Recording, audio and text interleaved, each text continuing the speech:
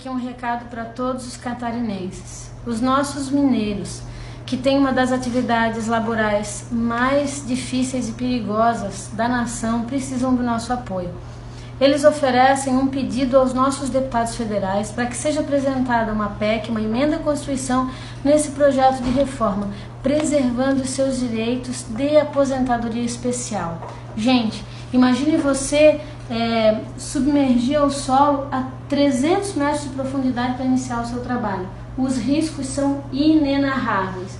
É por isso que a gente apoia esse pedido dos nossos mineiros, dos nossos homens, das nossas famílias catarinenses, e vamos levar esse pleito por todos os lugares do Brasil. A nossa primeira campanha é angariar 171 deputados que apoiam essa proposta, e já contamos com muitos dos deputados federais catarinenses. Então, se você tem algum amigo que é deputado federal, algum conhecido, peça pela nossa PEC, que é a PEC 06 de 2019. Valeu, tamo junto na luta, meninos.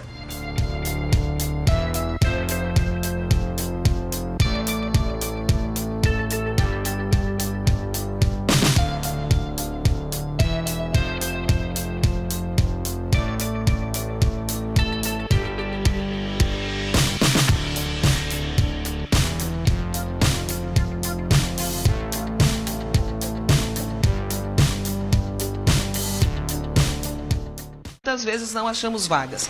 Também temos que enfatizar que precisamos de mais ofertas de voos, temos, na verdade, passageiros suficientes para oferecermos também o Brasil ter a oportunidade, especialmente na região amazônica, e peço a inclusão de Rondônia nesse requerimento 27, para que também nós possamos abrir e atentar às autoridades para que reforce também. Essas passagens, infelizmente, nós temos um valor muito elevado. Com relação ao requerimento de número 28, não é diferente também no estado de Rondônia, apesar de estarmos no século XXI, em algumas cidades não se fala via telefonia e cobra-se pelo preço. E as dificuldades são imensas. Então, a telefonia móvel e internet banda larga no estado do Acre, como foi dito aqui, tem suas dificuldades, não é diferente no estado de Rondônia. Por isso, subscrevo e também peço a inclusão para o Rondônia, porque precisamos dessa atenção especial. Muito obrigada, presidente. Obrigado, deputada Silvia. Agora o deputado Charles Fernandes. Olha, tem a palavra.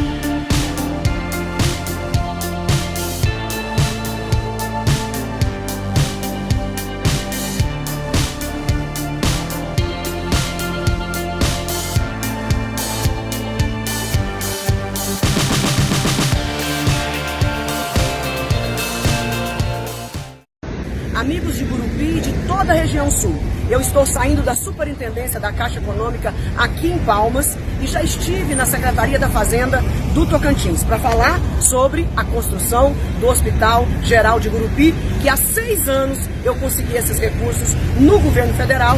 O dinheiro está na conta há 6 anos e nós não conseguimos concluir a obra. Finalmente o governo do estado fez um novo cronograma e está se comprometendo nos próximos 14 meses realizar a primeira etapa, que tem na conta em dinheiro 18 milhões e 600. E já vai iniciar a licitação da segunda etapa, que também o dinheiro está na conta. São mais 21 milhões e meio de reais. Então, com esses dois recursos, praticamente quase 40 milhões de reais, nós faremos e concluiremos o nosso hospital, que infelizmente ainda deverá demorar mais uns 3 anos.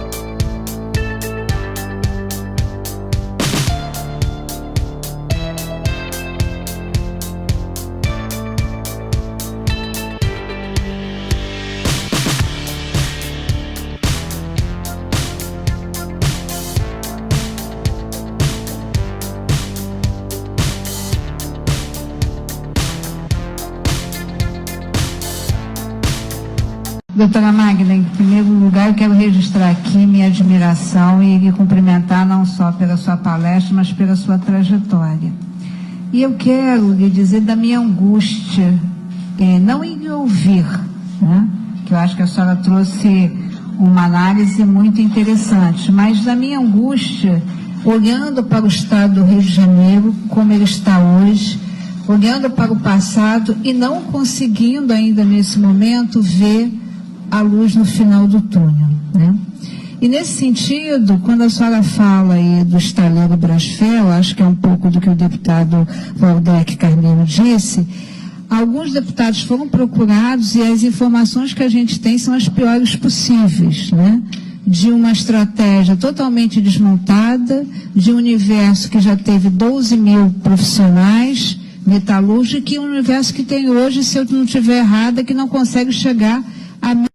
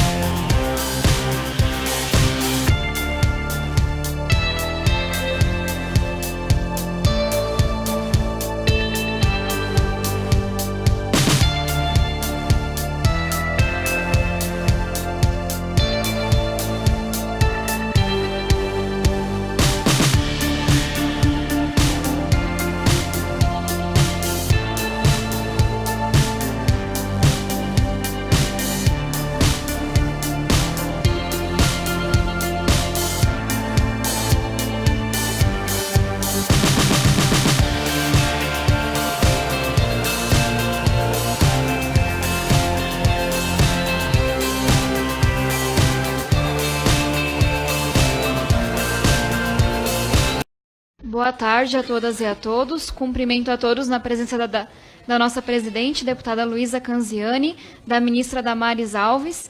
E queria começar dizendo que a senhora tem uma história muito honrosa e traz projetos que visam o cuidado, a proteção da mulher, mas fica comigo uma preocupação e um questionamento de qual mulher brasileira que a gente está falando, quais mulheres a gente tem em mente quando a gente desenha essas políticas públicas.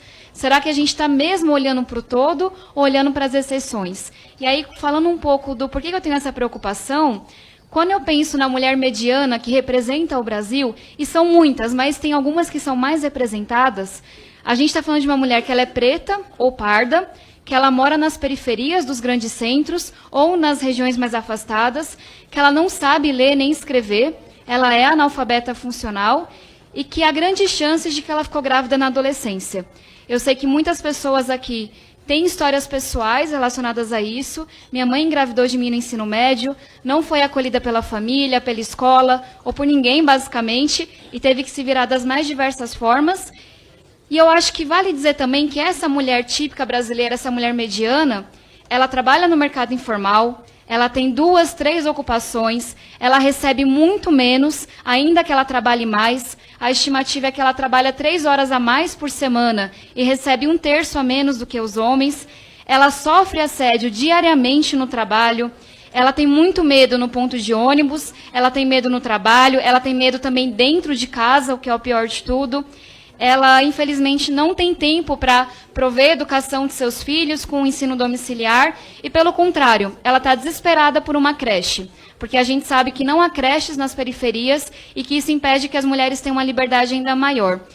E eu faço essas perguntas porque eu acho que é muito importante que a gente tenha em mente que, quando a gente desenha uma política nacional, a gente tem que falar para essa mulher principalmente. E não porque ela é mais especial ou qualquer outra coisa, mas porque ela é a que mais representa o Brasil, ela é a que mais sofre, a que fica mais sem nenhum acesso, sem nenhuma condição. E eu queria saber, ministra, com muito respeito e querendo entender mesmo, se está mapeado tudo isso, se a senhora tem algum tipo de política planejada para a gente prevenir e acabar com gravidez na adolescência. O Brasil ainda faz um papel ridículo, ainda comparado com países da América Latina, se a senhora vai lutar para que mulheres tenham os mesmos salários quando exercem a mesma função, por mais impopular que isso possa ser, é o mais justo. Se a senhora de fato está disposta a vir com a gente e lutar por mais mulheres na política. Eu fico muito feliz com a sua fala de que os homens deveriam abrir as portas dos partidos, ou na prática a gente deveria abrir essas portas, e acho que cada um sabe a história de luta, de barreira, de preconceito que enfrentou para chegar aqui até o Congresso. Mas eu queria também o seu comprometimento de forma mais pontual. A senhora está comprometida com os 30% do fundo para as mulheres? A senhora está comprometida a que a gente encontre cada vez maneiras mais efetivas de trazer mulheres para a política? Tem muitos estudos que mostram que não é só a corrupção que diminui, não é só a educação e a saúde que melhoram. São as meninas tendo sonhos mais próximos aos dos meninos. São as meninas podendo estudar mais, trabalhando menos em afazeres domésticos, quando há mais mulheres na política.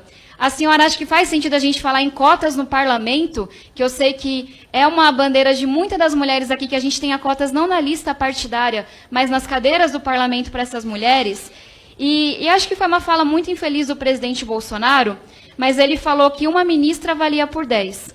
E eu acredito que representatividade importa muito. A gente precisa de mais mulheres em todos os espaços. Não que pensem iguaizinho a mim, pode pensar diferente. Mas precisamos de mais mulheres e não acho que uma dá conta. Precisamos de 50% de mais, que nem é na população brasileira.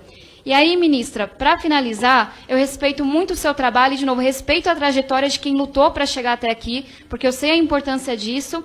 Mas eu queria demonstrar uma preocupação com a sua resposta quando questionada sobre a deputada Alê Silva. E por que eu falo sobre isso? Respeito o seu trabalho, mas eu acho que é uma incoerência. Quando a senhora fala que vai trabalhar junto com a gente por mais mulheres na política, por mais liberdade, por mais espaço, por menos violência, aqui na Comissão da Mulher, depois de apresentar vários projetos belíssimos e que talvez não alcancem todo mundo, mas tem seu mérito no combate à violência. Para mim é muito preocupante ver a senhora se calando sobre essa ameaça de morte. Ameaças como essa matam, e a gente já viu mulheres sendo mortas simplesmente porque são mulheres na política. Então eu gostaria de pedir que a senhora defenda publicamente a deputada, que a senhora se posicione e que a senhora entenda que se a gente se cala, a gente é responsável pelo crime que vem depois. Então acho que, de novo, trago com muito respeito, especialmente pela sua trajetória, mas eu acho que é importante que a gente tenha compromissos um pouco mais claros, numéricos, profundos, porque a situação da mulher sempre foi muito difícil, mas ela está piorando. E acho que um dado que mostra isso é que o feminicídio, o Brasil é o 5º país que mais mata mulheres só por serem mulheres. E essa é a diferença do feminicídio, elas morrem porque são mulheres, não é um homicídio comum. O número de feminicídios aumentou nos últimos anos, 20% entre 2016 e 2017. Então eu queria ouvir da senhora comprometimento no sentido de eu vou comprar essas brigas, por mais impopulares que sejam, e aí eu tenho certeza que a senhora pode contar com essa comissão. Muito obrigada.